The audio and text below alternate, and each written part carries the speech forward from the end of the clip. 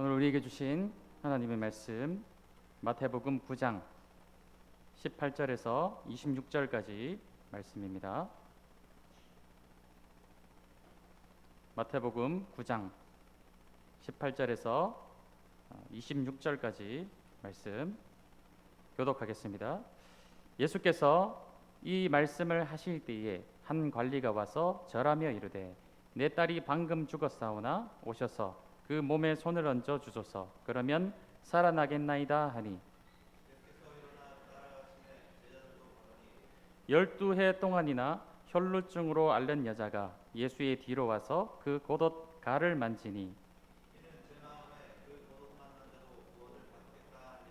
예수께서 돌이켜 그를 보시며 이르시되 딸아 안심하라 내 믿음이 너를 구원하였다 하시니 여자가 그 즉시 구원을 받으니라.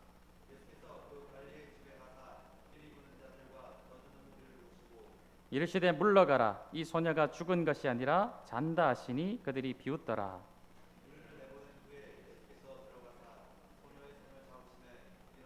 함께 하겠습니다. 그 소문이 그 온 땅에 퍼지더라. 아멘.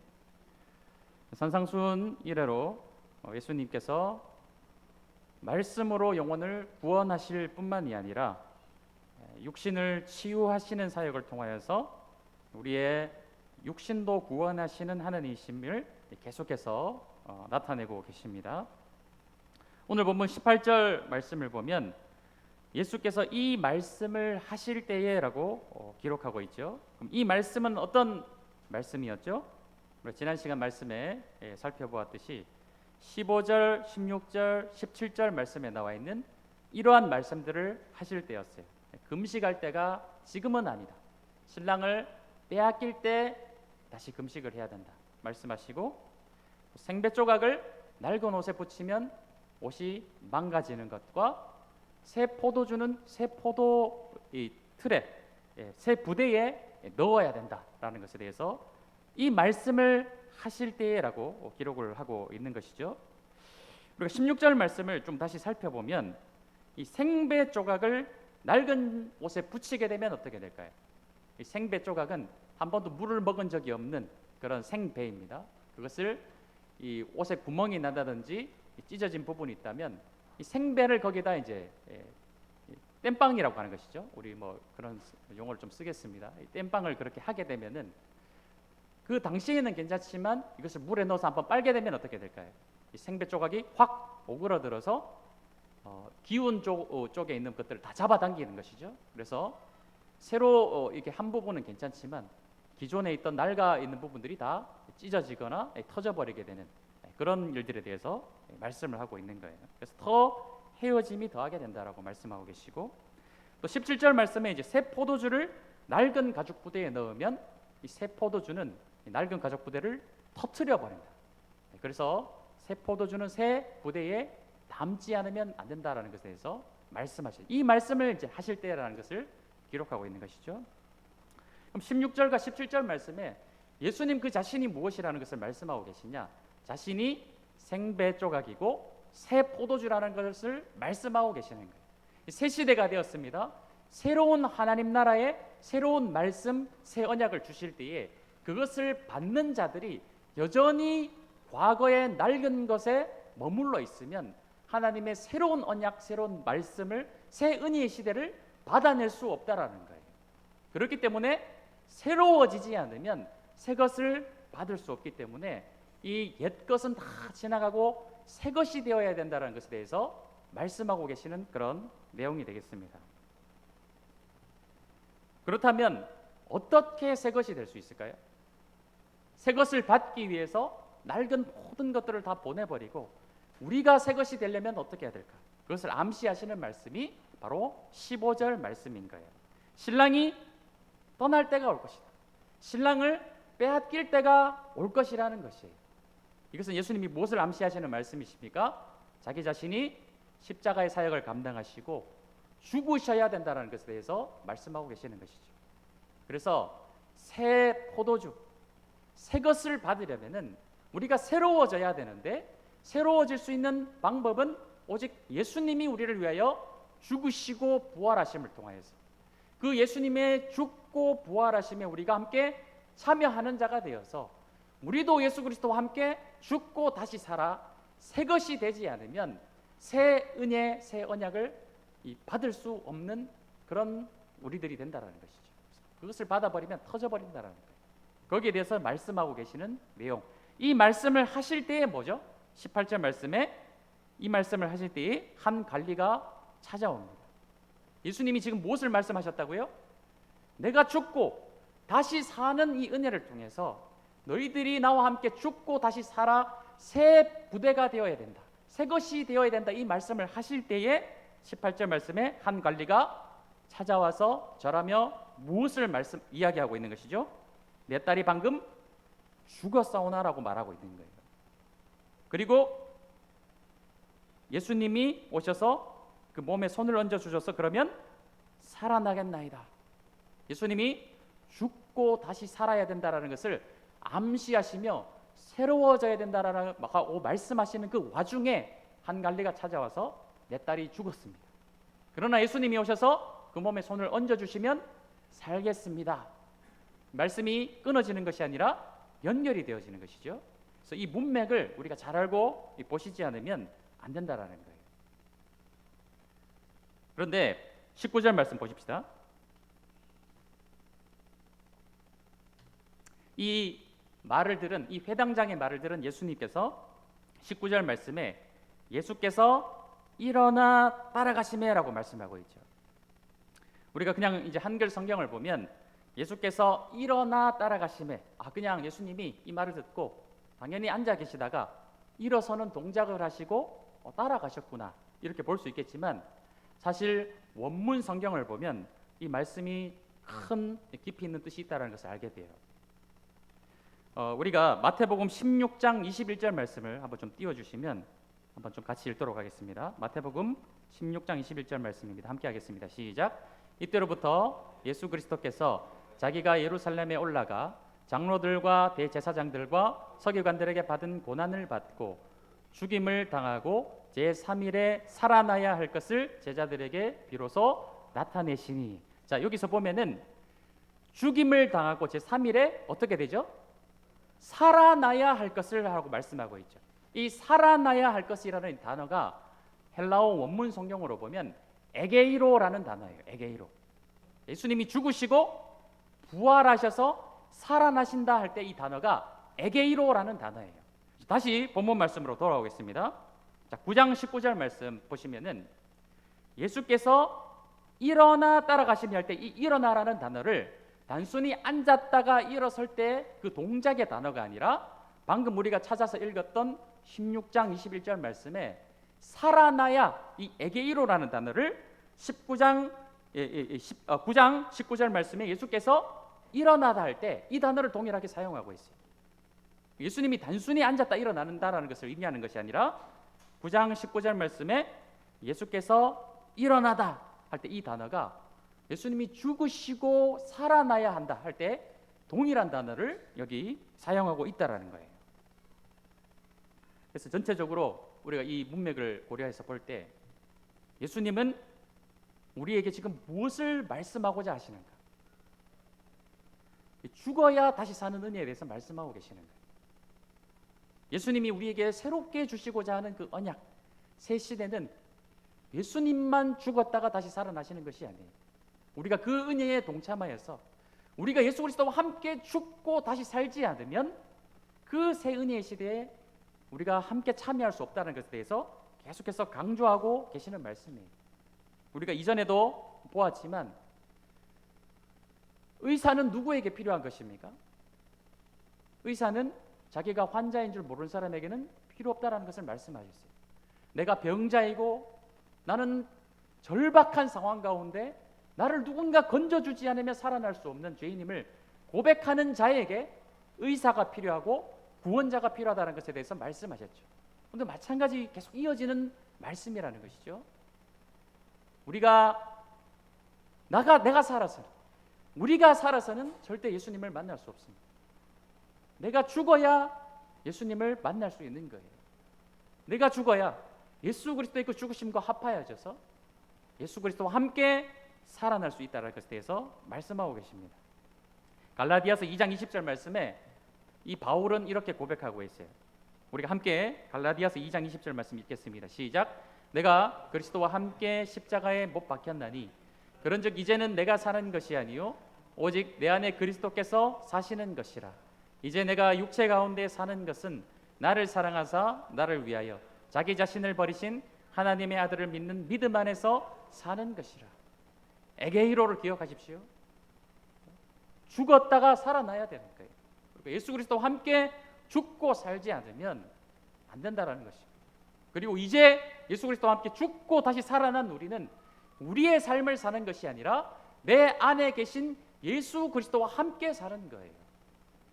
여전히 내가 살아있다면 예수 그리스도와 함께 살 수 없겠죠. 내가 죽어야 사는 은혜에 대해서 말씀하신다는 것을 기억하십시오. 다시 본문 말씀으로 돌아와서 예수님은 죽음의 권세를 깨뜨리시는 하나님이심을 한 회당장에 죽은 아이를 살리러 가시는 그 길 가운데 나타내시려고 가고 계시는 그 길 가운데 20절 말씀에 보면 한 여인이 예수님을 찾아오는 것을 보게 되죠. 20절 말씀 12해 동안이나 혈루증으로 앓는 여자가 예수의 뒤로 와서 그 겉옷가를 만지니 이는 제 마음에 그 겉옷만 만져도 구원을 받겠다 함이라 말씀하고 있죠. 이 혈루증이라는 것은 여성들의 산부인과적으로 피가 멈추지 않는 자궁에 이상이 생겨서 계속해서 하혈을 하게 되는 그 증세를 말을 하고 있는 것입니다. 아마도 이 여인은 많은 의사들을 만났고 자신의 모든 재산을 다 써버렸지만 치유받지 못한 것 같아요. 희망을 잃어버린 그런 여인이겠습니다. 여인이 계속해서 하혈을 하게 되면 레위기 15장 말씀에 따라서 이 여인은 계속해서 부정한 상태가 이어지게 되는 거예요. 정결해지지 못하고 율법에 따라서 계속해서 부정한 상태를 유지하게 된다는 것은 어떤 것을 의미합니까? 그 어떤 공동체 안에서 심지어 가족에게도 접촉을 할 수 없는 상태가 되는 거예요. 이 여인이 만진 모든 물건, 손댄 모든 것들이 다 부정해져 버려서 이 여인은 더 이상 가정에도 머물 수 없고 공동체에도 머물 수 없고 사회적으로도 완전히 격리되어져야 되는, 완전히 그냥 소외를 당할 수밖에 없는, 마치 나병 환자와 같은 취급을 당하게 되는 그런 상황에 있는 여인이 처지였다라는 것이죠. 그런데 그것이 한 해 두 해가 아니라 무려 12년 동안이나 계속해서 이어지고 있는 그런 상황이라는 거예요. 12년이라는 시간을 한번 상상해 보십시오.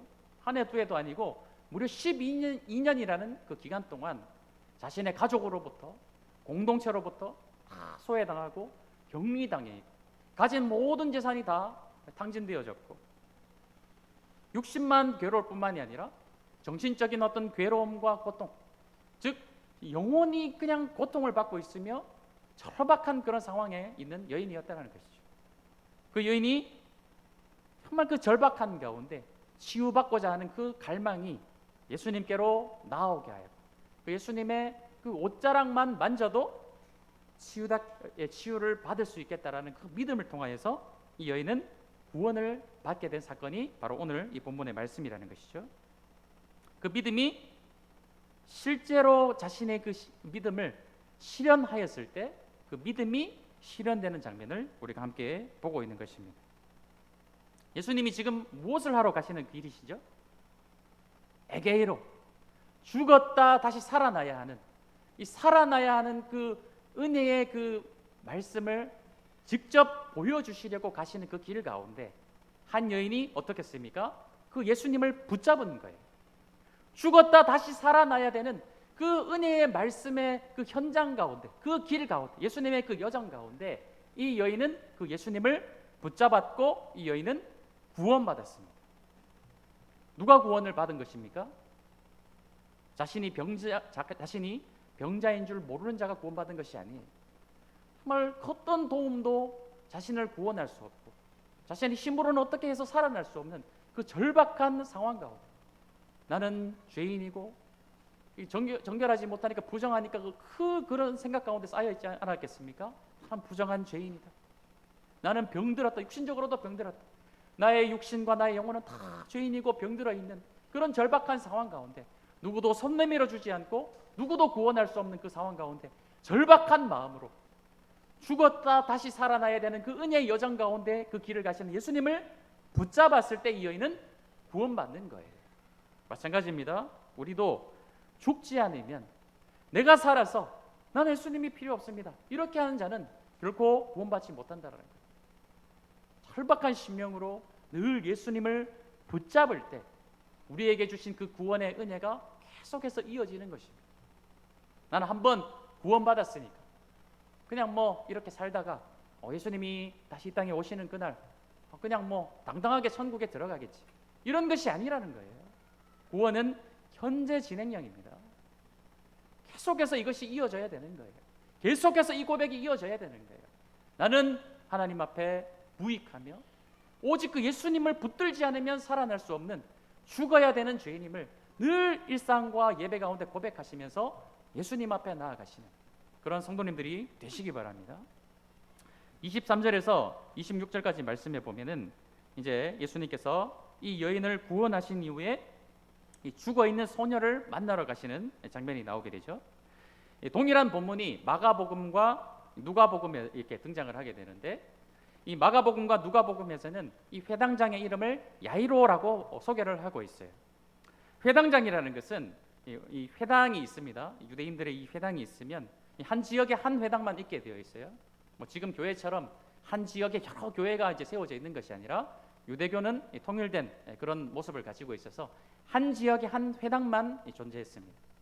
그 회당에서 회당장이라는 것은 상당한 영향력을 지닌 그런 인물이었다는 것이죠. 즉 회당장이 하는 일은 당연히 이 회당에서 드려지는 예배를 관리하고 감독하고, 또 안식일 날 랍비들을 초청해서 강단에 세워서 말씀을 전하도록 하고, 또 성경 두루마리들이 있죠. 성경 두루마리들을 잘 관리하는, 그리고 성경 학교 같은 것들을 운영하는 그런 그 지역의 영성을 책임지는 사람이 바로 회당장이었어요. 그런데 그런 그가 지금 예수님 앞에 나아오고 있습니다.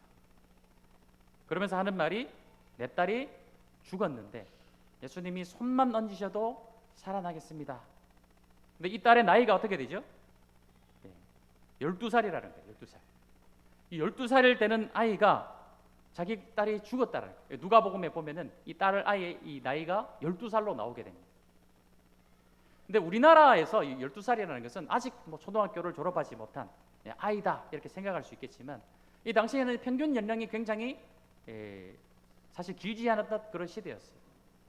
그래서 12살이라는 것은 굉장히 큰 의미가 있었는데, 여인이 12살이 되었다는 것은 이제 출가할 수 있는 나이가 되었다는 굉장히 상징적인 나이가 바로 12살이라는 거예요.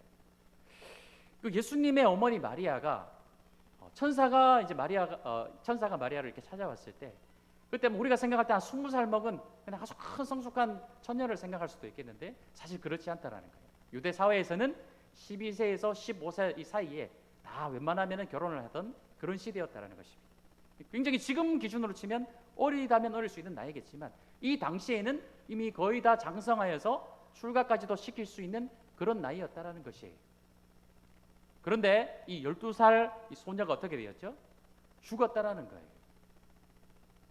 저는 한 번씩 뉴스에 이 아이들이 뭐 교통사고를 당한다든지 아니면 좋지 못한 그런 일들로 인해서 안타까운 일들이 벌어졌을 때, 만약 내 아이가 저렇게 되었다면 어떨까 한 번씩 상상을 해보는데, 와, 정말 상상도 하기 싫을 정도로 큰 마음의 아픔이 있더라고요.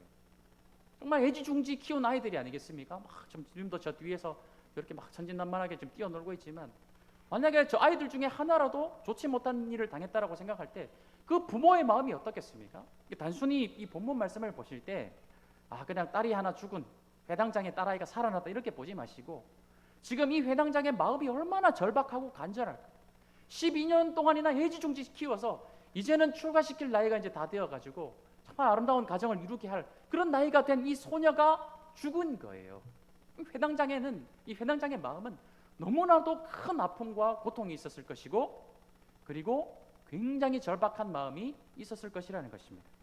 그 마음을 가지고 지금 예수님 앞에 나아오고 있는데, 이 회당장은 좀 전에도 설명드렸지만 어떤 일을 하는 사람이죠? 회당을 관리하고 예배를 집례하고 성경 두루마리를 관리하는 그런 사람이었어요.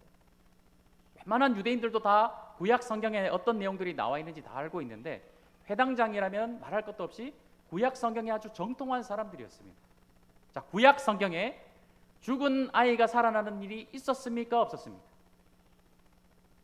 구약 성경에 죽은 아이가 살아나는 일이 있었죠. 엘리야가 한 아이를 살렸고 엘리사도 한 아이를 살렸어요. 사르밧 과부의 이야기를 찾아보시면 되겠습니다. 죽은 아이가 2번이나 살아나는 일이 구약 성경에 나타났다는 거예요. 그리고 계속 이어지는 이 구약의 말씀에 앞으로 장차 올 메시아가 엘리야와 엘리사보다 더 큰 능력을 가지고 이스라엘 백성을 구원할 것에 대해서 그 장차 오실 메시아에 대해서 기록하고 있는 것을 이 회당장은 누구보다도 잘 알고 있었을 거예요. 근데 예수님이 나타나셨고 구약 성경에 이루어지는 그 어떤 능력보다도 더 큰 능력을 베푸시며 하나님 나라의 말씀에 대해서 본의 있게 증거하시는 모습을 보면서 회당장 야이로는 이 예수님이야말로 구약 성경에 기록된 엘리야와 엘리사보다도 더 뛰어난 선지자이시며 우리가 기다렸던 메시아라는 사실을 강력하게 믿고 있었을 것이라는 것입니다. 그리고 예수님 앞에 찾아와서 그 믿음을 가지고 예수님 앞에 말한 거예요. 예수님이 그 손을 얹어만 주셔도 그 권능을 가지고 이 아이를 살리실 것입니다. 확실한 믿음을 가지고 이 야이로는 예수님을 찾아왔다는 것이죠. 그때 23절 말씀에 보면 예수께서 그 관리의 집에 가서 피리 부는 자들과 떠드는 무리를 보시고 이르시되 물러가라 말씀하고 계십니다. 피리 부는 자들과 떠드는 무리들은 뭐 하는 사람일까요?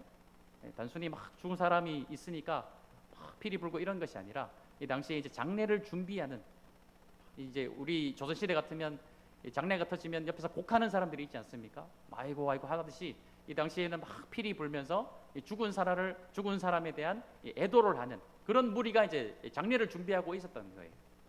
그런데 예수님이 오셔서 그들에게 물러가라 하신 거예요. 장례를 준비하는 사람들에게 너희들 물러가라 하니까 이 사람들이 어때요? 비웃는 것이죠. 아니 우리가 지금 죽은 소녀가 있어서 장례 치를 준비를 하고 있는데 왜 우리로 지금 물러가라 하는가? 이 사람들이 막 비웃는 것이죠. 그래서 예수님이 이 소녀가 죽은 것이 아니라 잔다 하시면서 무리를 다 내보내시고 소녀의 손을 잡으심에 이 소녀가 다시 살아나는 놀라운 역사가 나타난다는 것입니다. 다시 한번 우리가 기억하십시오. 예수님이 지금 회당장을 만나시고 내 딸에게 좀 와주십시오 했을 때 예수님이 일어나셨죠. 일어나신 것이 단순히 자리에서 일어난 것이 아니라 무엇이라고 말씀하셨습니까? 자신이 죽으시고 부활하실 것에 대해서 말씀하신 거예요. 그리고 자신이 죽으시고 부활하실 뿐만이 아니라 모든 잠자는 자에게 부활의 생명의 능력을 가지고 손대는 자들이 다 부활해서 일어나게 되실 것임을 이 말씀을 통해 우리에게 보여주시는 그런 사건이라는 거예요. 지난 시간 말씀드렸지만 여기에 나타나는 모든 이 기적과 표적들이 단순히 그냥 나타나는 기적과 표적이 아니라고 말씀드렸습니다. 이것은 무엇입니까? 예수님은 살아계신 하나님이시고 죽음의 권세조차도 깨뜨려 버리시는 능력의 메시아이심을 보여주시며 그 길 가운데 예수 그리스도를 붙잡는 절박한 심령을 가지고 그 옷자락이라도 붙잡는 자에게 그를 구원해내시는 능력의 구세주이심을 나타내시는 장면이 바로 오늘 말씀에 나와 있는 이런 장면들인 거예요. 27절 말씀에 오늘 읽진 않았지만 27절에서 31절 말씀에도 맹인이 예수님을 따라오며 이렇게 외칩니다. 다윗의 자손이여 우리를 불쌍히 여기소서. 이 다윗의 자손이라는 것은 무슨 뜻입니까? 당신은 우리가 기다리던 다윗의 후손 메시아입니다. 우리의 왕이십니다. 우리를 불쌍히 여기셔서 예수님을 단순히 선지자로 보는 것이 아니라 메시아, 우리의 구원자로 보며 그 메시아에게 절박한 마음을 가지고 외치는 그에게 예수님이 무엇이라 말씀하시느냐? 너희 믿음대로 될지어다 라고 말씀하시면서 그 눈이 떠져지게 되는 것을 보게 되는 것이죠. 이 혈루증의 여인의 그 믿음, 그 다음에 이 회당장 야이로의 어떤 이 믿음, 그리고 이 맹인들의 믿음은 다 같이 동일한 것이 있어요. 단순히 예수님이 많은 표적을 보여주시니 그 표적을 보여주시는 능력을 가지고 나의 이 질병, 나의 이 소녀의 죽음, 나의 이 보지 못하는 눈을 고쳐줄 수 있을 것이다 라는 것이 아니라 예수님이 누구인가를 보는 그 믿음을 말씀하고 있는 거예요. 예수님은 바로 병만 고쳐줄 수 있는 분이 아니라 우리의 영혼을 구원해 내시는 바로 메시아이시며 구원자이심을 고백하는 그 믿음을 보시며 예수님은 너희 믿음대로 될지어다. 그래서 이들이 단순히 병을 고쳐진 것이 아니라 구원받았다라고 말씀을 하고 있다는 것입니다. 예수님은 능히 우리를 구원하시는 분이세요. 또 우리 삶을 인도하시는 주님이신 줄로 믿습니다. 그러나 아무리 그런 예수님이 계셔도 우리가 그분을 마음에 받아들이지 않으면 아무 소용이 없다라는 거예요. 예수님은 인격적인 분이세요. 절대로 강제로 하지 않으십니다. 인격적이라는 것은 어떤 뜻이죠? 소통하고 존중한다는 뜻이에요. 원하지 않는데 억지로 하지 않는다는 뜻입니다. 대화를 통해서 대화가 된다는 뜻이에요. 우리를 로봇으로 만드신 분이 아닙니다. 우리를 마치 로봇처럼 프로그래밍해서 딱딱딱 무슨 값을 입력하면 그대로 하게 하는 그런 비인격적인 분이 아니시라는 거예요. 우리를 하나님의 형상으로 만드셨고 하나님의 형상대로 우리와 함께 교제하시는 분이 바로 하나님이셔요. 구하는 자에게 능력을 베푸시고 부르짖는 자에게 응답하시는 분이 우리 하나님이시라는 거예요. 그러나 구하지 않고 부르짖지 않고 붙들지 않으면 아무 소용이 없다라는 것입니다. 아무리 큰 능력과 권세를 가지신 예수님이라도 우리가 그분을 마음속에 모셔드리지 않고 우리가 예수님이 어떤 분이신지를 고백하지 않으면 이 말씀이 아무 소용없는 말씀이 된다는 것이에요. 예수님의 그 생명의 길 가운데 이런 사람들도 있었습니다. 피리 부는 자들. 또 우리 뒤에 말씀을 보면 바리새인들은 저가 귀신의 왕이다, 귀신의 능력을 가지고 좀 이런 일을 행한다, 이런 사람도 있었다라는 것을 기억하십시오. 어느 편에 서시겠습니까? 바리새인과 피리 부는 자들처럼 예수님을 비웃고 조롱하며 모욕하는 자의 편에 서시겠습니까? 아니면 철박한 마음을 가지고 나는 예수님이 아니면 구원받을 수 없습니다, 철박한 심령으로 그 옷자락이라도 붙드는 자의 편에 서시겠습니까? 우리는 이미 어느 편에 선지 결정이 나 있죠. 우리 주변에 보면 그런 분들이 계세요. 철박한 마음을 가지고 예수님 앞에 나오지 못하고 바리새인과 같이 피리 부는 자와 같이 예수님을 비웃고 조롱하며 가짜라고 이야기하는 그런 많은 불쌍한 영혼들이 아직 있지 않습니까? 그들에게 우리가 해야 될 것은 인격적인 말씀을 가지고 그들에게 끊임없이 나아가 복음을 증거하고 소개하고 알려주고 설득하는 일이에요. 이 일을 멈추지 마시고 끝까지 복음을 전하시며 에게이로, 예수님은 죽음조차도 능히 물리치시고 부활케 하시며 소생케 하시는 능력의 하나님이심을 끝까지 증거하시는 삶을 사는 우리 사랑하는 성도님들이 되시기 원합니다. 우리 함께 찬양하겠습니다.